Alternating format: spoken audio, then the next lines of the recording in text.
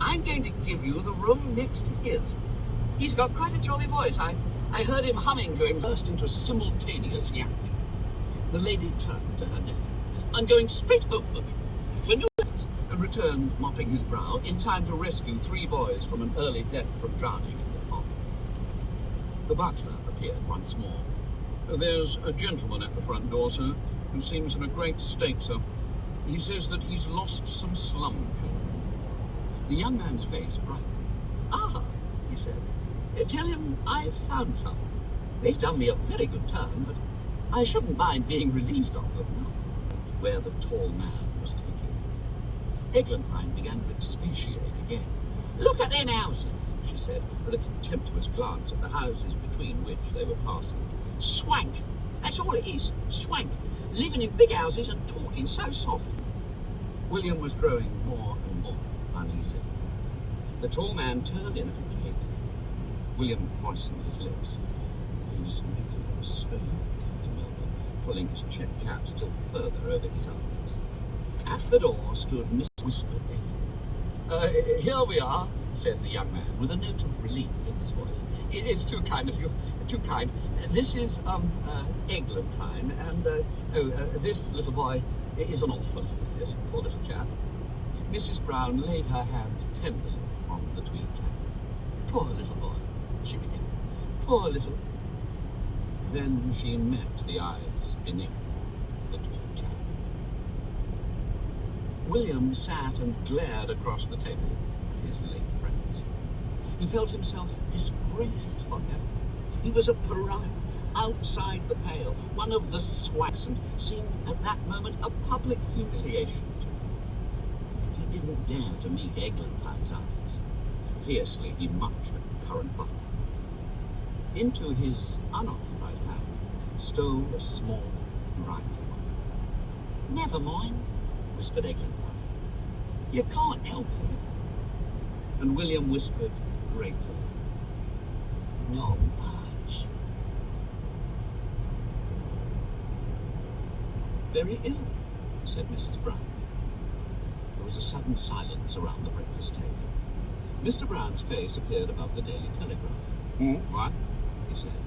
Great Aunt Jane's very ill, said Mrs. Brown. They don't seem to think there's much chance of her getting better. They say... She looked again at the letter as if to make quite sure. They say she wants to see William. She's never seen him, you know. There was a gasp of surprise. Robert voiced the general sentiment. Good Lord, fancy anyone wanting to see William. When they're dying, too, said Ethel in equal horror. One would think they'd like to die in peace. It hardly seems fair, went on Robert, to show William to anyone who's not strong.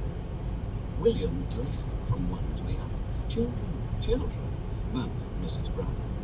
How, said Mr. Brown, how are you going to get William over to Ireland? I suppose that someone must take him. Good Lord, who? I'm working rather hard, these vans. No one would have noticed it, said his father. I can go alone, thank you, said William, with icy dignity. In the end, William and Mrs. Brown crossed into Ireland together. A gale rose, and Mrs. Brown, pale and distraught, sat huddled up on deck. William hovered round sympathetically. I got some chocolate creams in my other coat. Like some of them? William, don't bother to stay here. I'd just as soon you went away and played. Oh, no, said William, no. I wouldn't leave you feeling bad. The boat gave a lurching heave. Mrs. Brown groaned. Sir William's grimy fingers. I've got us one each, said William cheerfully. You must be awful hungry, Mother. Mrs. Brown gave one glance and turned towards Uncle John and Aunt Lucy and Cousin Frances. Frances was about the same age as William, but inordinately fat and clad in white. He had fair curls and was the apple of his parents' eyes. They had heard of William, but none of them had seen him. There was a murmur of excitement as the sound of the taxi was heard, and then William and his mother entered. Mrs. Brown was still pale from the crossing. William followed her, scowling defiantly at the world in general. If you have any brandy, said Mrs. Brown faintly. Brandy, said William cheerfully. I never thought of that. Have a good drink of it, Mother, and then try and have a go at the chocolates. Mrs. Brown shivered slightly and sipped the brandy. This, William, said Aunt Lucy, put out his tongue at William and said, Freckles. How do you do, said William loudly, and added sotto voce, Fatty. Thus was war declared. Let the dear children go together, suggested Aunt Lucy. William and Francis went upstairs behind the nurse. The bedroom was large and dim. At the far end lay Great Aunt Jane, propped up in a high old-fashioned bed. The nurse took them across. I only wanted to see William, said Great Aunt Jane feebly. The other need not have come.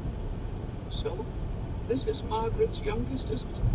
I've seen the others, Robert and Ethel, but I hadn't seen this one. Softly, returned William. This was warfare after his own heart. If I got hold of you, I could throw you out of the window. You couldn't. You just roll about. You couldn't throw anything. I could bash your old freckled face in, whispered Francis. Come on then, have a try. Come on yourself. Worked up to fighting pitch, they stole round the corners of the bed to the open space at the foot. Then they hurled themselves upon each other. They fought with fierce satisfaction, tearing at each other's hair, punching each other's heads, squirming and rolling on the floor. And suddenly, the nurse entered. Great Aunt Jane opened her eyes. Oh, I feel so much better. Oh, ever so much better. You look better, said the nurse. I hope the children were good. Good as gold, said Great Aunt Jane, with the ghost of a wink at William. Downstairs, Uncle John was standing gloomy as ever by the fireplace. How is she? He said as the boys came downstairs. I think she's rising a bit, said William. No, a mouse in the mousetrap. He put it into a cardboard box and almost covered the creature with cheese and made